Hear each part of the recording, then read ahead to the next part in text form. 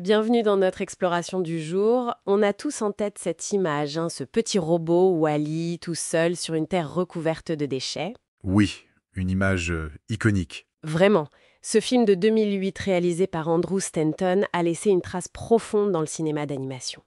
Et c'est justement ce qu'on va regarder de plus près aujourd'hui. Qu'est-ce qui rend Wall-E si spécial ? Absolument. On va s'attarder sur le style narratif très particulier de Stanton. Je pense notamment à son utilisation très audacieuse du silence. Oui, le silence qui devient presque un langage. Et puis il y a les thèmes, bien sûr. Mhm. La solitude, l'amour naissant, cette critique aussi du consumérisme, l'écologie. C'est très riche. Sans oublier l'aspect technique, les innovations de Pixar pour ce film. Et puis, l'héritage qu'il a laissé. Exactement. Alors, plongeons dans cet univers. Alors, le point de départ qui frappe tout le monde, c'est cette première partie quasiment sans dialogue.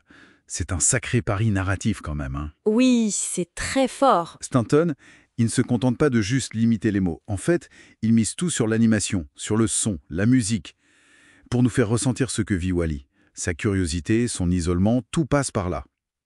Ça fait penser, c'est vrai, au maître du cinéma muet, Chaplin, Keaton. Mais est-ce que c'est juste une référence ou il y a une vraie innovation là-dedans ? Hein, c'est bien plus qu'un simple hommage, je crois. Le vrai pari de Stanton, c'est de croire que le public peut vraiment s'attacher à des machines, juste par leurs gestes, les petits bruits qu'elles font. Et ça pendant une bonne partie du film. Pour un film grand public, c'était assez inédit. Ça, je pense, un peu redéfinit la confiance dans la narration non verbale en animation. Et cette expressivité incroyable, elle sert des thèmes universels. La solitude de Wall-E, d'abord, c'est poignant. Ce petit robot qui collectionne les objets d'une humanité disparue. C'est très touchant, oui. Et puis arrive Yves. Voilà. Et là, c'est la rencontre, la connexion. Un amour très pur, très essentiel. Exactement. Une histoire d'amour qui émerge sur un fond assez sombre, il faut le dire, hein. Cette terre devenue une immense décharge à cause d'une consommation effrénée symbolisée par cette compagnie omniprésente by and large. By and large, partout. Et l'humanité, pendant ce temps, elle est partie, réfugiée sur l'Axiom. Oui, l'Axiom. Ce vaisseau spatial où tout est automatisé, où les humains sont devenus complètement passifs, un peu déconnectés de tout. C'est une critique assez directe, non ? Surtout pour l'époque, fin des années 2000. Ah oui, tout à fait. Le film captait vraiment quelque chose de l'air du temps. La montée des questions sur l'environnement, notre dépendance à la technologie qui commençait à interroger. C'est ça ? Il pose ces questions, mais sans être moralisateur. Plutôt avec une force d'évocation assez remarquable. Et au-delà de l'histoire, techniquement parlant, qu'est-ce qui a été le plus gros défi pour Pixar sur Wall-E ? On parle souvent d'innovation, mais concrètement. Il y en a eu plusieurs. Mais un exemple assez frappant, c'est la gestion des déchets sur Terre. Il fallait rendre ça crédible, cette accumulation gigantesque. Des montagnes de déchets. Exactement. Des milliards d'objets différents avec leurs textures, leurs reflets, sous cette lumière très particulière, poussiéreuse. Ça demandait de développer de nouveaux outils, notamment pour calculer la diffusion de la lumière de manière réaliste et efficace sur autant d'éléments. C'était crucial pour l'atmosphère. Ah oui, en imaginant.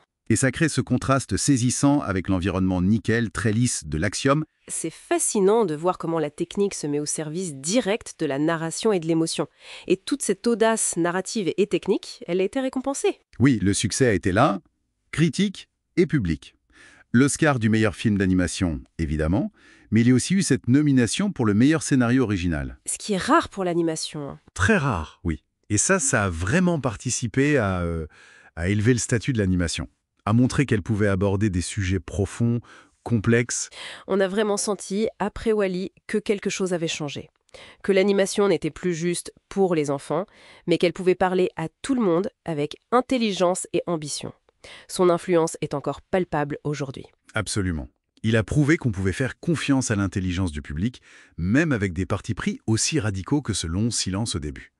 Pour résumer l'apport de Stanton avec ce film, je dirais une maîtrise incroyable du langage visuel et sonore, cette capacité à tisser des thèmes essentiels dans un grand spectacle populaire, et puis cette façon de nous faire aimer des robots, de leur donner une âme. C'est une très belle synthèse. Finalement, Wall-E nous rappelle peut-être que même face à un futur qui semble parfois sombre, hyper technologique, ce sont les élans les plus simples, la curiosité, le besoin de lien, l'espoir d'une petite plante qui restent fondamentaux.